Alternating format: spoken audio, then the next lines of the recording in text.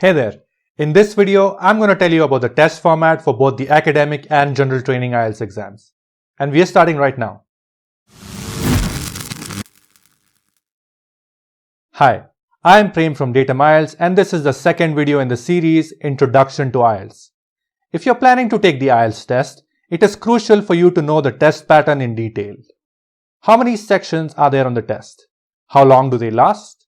How many questions do you have to answer? And how are you graded? In the next set of videos, I'm going to answer all these questions and more. So be sure to watch them all. Let's get started. In the previous video, I told you that the IELTS has 4 sections: listening, reading, writing, and speaking. So what I'm going to do in this video is give you an overview of how these 4 sections are organized and conducted on the IELTS exam. And in future videos, I'm going to dive deeper into the format for each of these sections. Sounds good? So here's the overview. Your IELTS exam starts off with the listening section, which lasts for a total of 30 minutes and has 40 questions.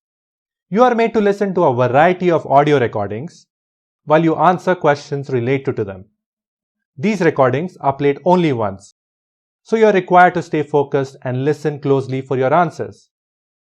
Next, you have the reading section, which lasts for a total of 60 minutes and has 40 questions.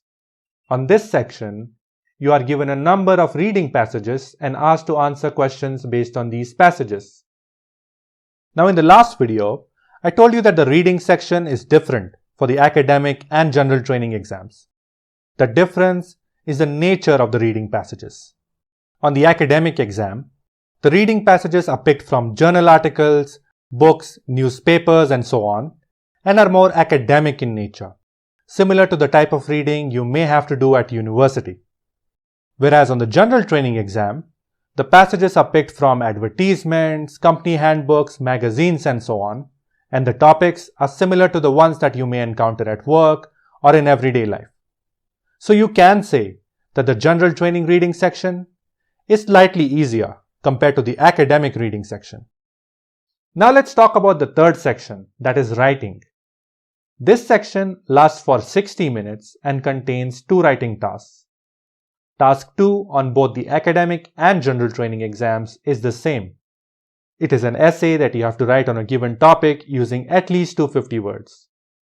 But task 1 for both these tests is different. On the academic IELTS, in task 1, you are asked to write a report summarizing the information given in a graph, chart, process diagram, or map. While on the general training exam, you are asked to write a letter on a given topic. On both these tests, you have to write at least 150 words on task 1. Now moving on to the last section, the speaking section. This section is conducted as an in-person interview with an examiner, where you walk into a room and actually speak with an examiner. The speaking section lasts for about 11 to 15 minutes and is divided into 3 parts.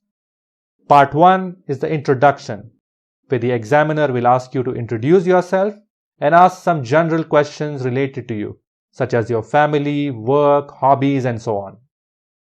Part 2 is called the long turn, where you get a cue card with a specific topic and are given 1 minute to prepare a talk.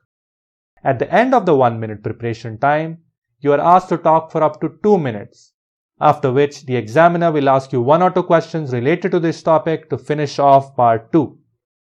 For part 3, the examiner will continue to ask more questions related to the same topic you got in part 2. But these questions are slightly more abstract, and you may have to discuss issues and ideas that you commonly don't encounter in your everyday life. Now the listening, reading, and writing sections are taken in one sitting that lasts for 2 hours and 30 minutes. There will not be any breaks in between. So if you want to use the washroom or go out for any reason, you will not be given any extra time. So please take a note of that. Now the speaking test can either be taken on the same day as the listening, reading, and writing exams, or it can be taken a week before or a week after the test, depending on the slots available at your test center. Now talking about test centers, the IELTS is conducted across the world by 2 organizations, the British Council and IDP Education, and depending on your location, you may choose to take the IELTS test with either of these organizations. The test and the way it is conducted remains the same.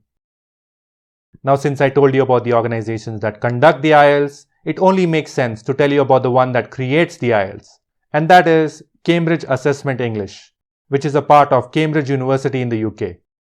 Not that it matters much to you as a test taker, but something that is nice to know. Okay, so that's it for this lesson. In the next one, I'll tell you more about the test format for the listening section. If you found the video useful, be sure to smash that like button, subscribe to our channel, and hit the bell icon to get notified when we post new content. See you in the next one.